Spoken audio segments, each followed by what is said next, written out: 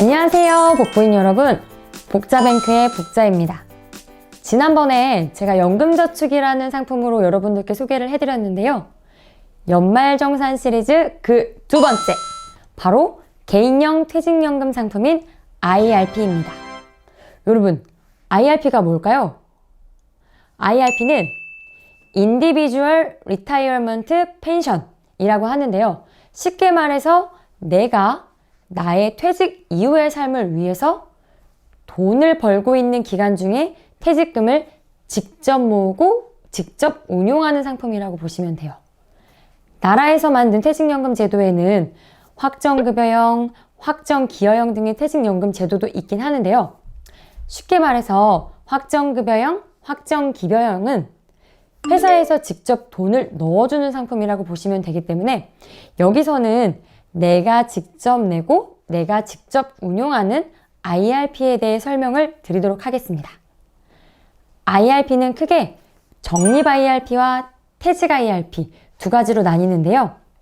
이름에서 보는 것처럼 적립 IRP는 내 노후를 위해 적립식으로 꾸준히 넣는 퇴직연금 계좌라고 보시면 되고요.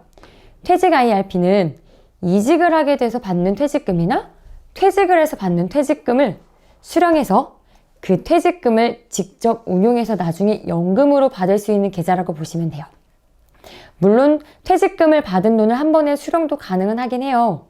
그리고 요즘에는 한 계좌로 두 가지 다른 방법을 다 사용할 수도 있지만 오늘의 주제가 연말정산 상품이다 보니까 저는 적립 IRP에 대해서 집중적으로 소개해 드리도록 하겠습니다. 제가 처음에 연말정산 시리즈라고 말씀을 드렸는데요. 그러면 과연 연말정산에서 나는 얼마나 받을 수 있을까요?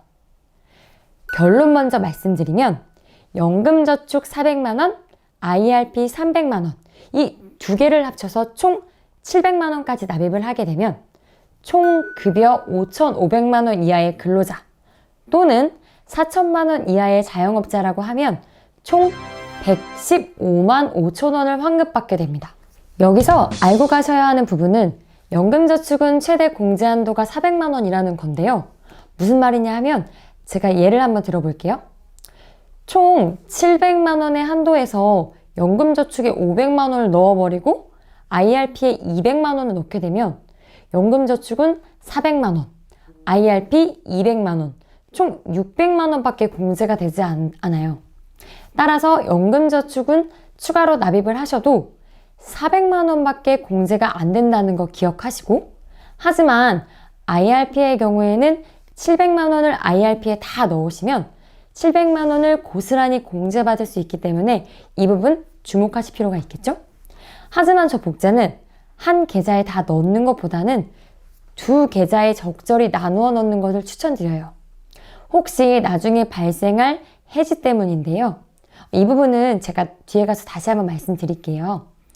그리고 혹시 총 급여가 1억 2천만 원을 초과하는 슈퍼 근로자가 있을 거예요.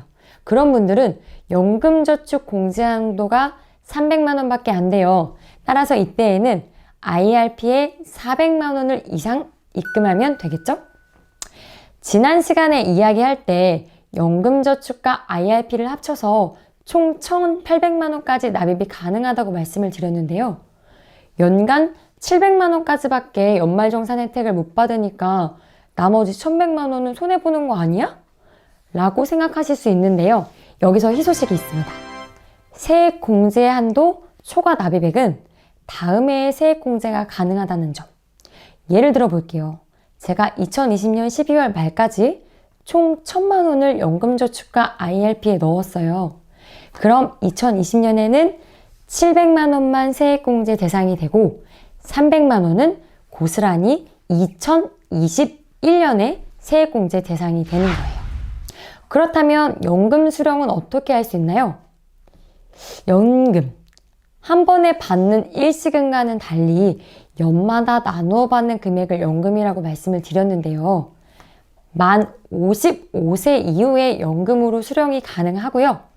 연금저축 상품과 마찬가지로 연금을 받는 나이에 따라서 연금소득세가 3에서 5%까지 적용됩니다. 여러분, 주의할 사항이 하나 있어요. 중간에 돈이 필요해서 해지가 되나요? 결론만 말씀드릴게요. 부분적으로 해지는 불가하고요. 중도 해지는 언제나 가능합니다. 하지만 페널티가 부과된다는 점은 꼭 알고 계셔야 돼요. 적립 IRP의 경우는 매년 연말정산을 받으시잖아요.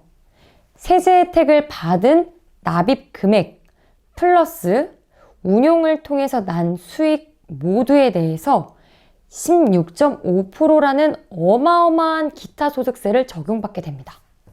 저도 사실 은행을 퇴직하고 돈이 필요해서 은행에 간 적이 있는데요. 기타 소득세로 무려 500만 원 정도를 떼어갔어요. 이 가격이면 샤넬 가방 하나 정도 살만한 수준인데요. 따라서 IRP는 절대 해지하지 않겠다라는 생각으로 유지를 해주셔야 됩니다. 이번에는 IRP를 운용하는 방법에 대해서 간단히 짚고 넘어가 보려고 합니다. IRP라는 것을 가입하게 되면요. 여러분은 바구니 같은 거를 만든다라고 생각하시면 돼요. 바구니가 뭐죠? 뭔가를 마구마구 담을 수 있는 거잖아요. 마찬가지예요. IRP라는 바구니에 여러 가지 상품을 담는다라고 생각하시면 쉬울 거예요. 내가 원하는 상품을 골라서 담을 수 있는데요. 최대 5가지 상품을 넣을 수 있는데 정기예금 같은 고정금리 상품으로 안정적이게 갈 수도 있고 펀드 같은 투자 상품에 넣어서 공격적으로 갈 수도 있고 또는 여러 가지를 섞어서 만들 수도 있어요. 각 상품마다 수수료가 있긴 하지만 여러분의 성향에 맞춰 상품을 고를 수 있다는 점이 가장 큰 장점이고요.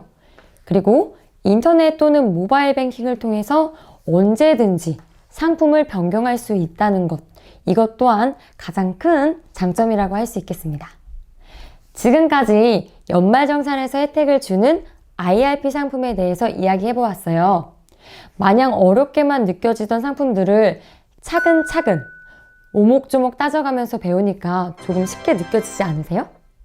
최대한 여러분에게 이해하기 쉽게 설명드리기 위해 준비한 영상은 여기까지고요.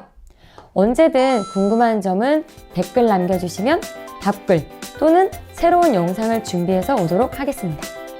지금까지 여러분의 금융 멘토 복자뱅크의 복자였고요. 복부인 여러분, 다음 시간에 또 만나요. 안녕!